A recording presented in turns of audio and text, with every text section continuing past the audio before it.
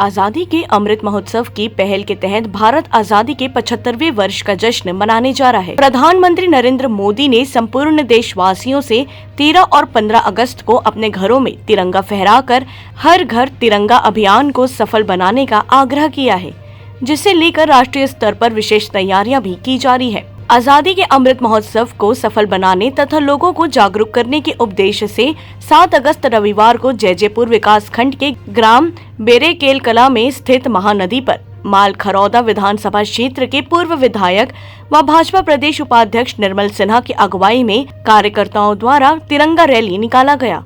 इस दौरान पूर्व विधायक तथा वहां उपस्थित बीजेपी कार्यकर्ताओं ने नाव में सवार होकर तिरंगा फहराते हुए भारत माता की जय तथा इनकलाब जिंदाबाद के नारे लगाते हुए आजादी का अमृत महोत्सव मनाया। पूर्व विधायक ने रैली के माध्यम से लोगों को आजादी के अमृत महोत्सव में हर घर तिरंगा फहराकर अभियान को सफल बनाने की अपील की। पूर्व विधायक निर्मल सिन्हा ने अपने सोशल मीडिया फेसबुक पर साझा कर लोगों को आजादी के अमृत महोत्सव के तहत हर घर तिरंगा फहराने की अपील की।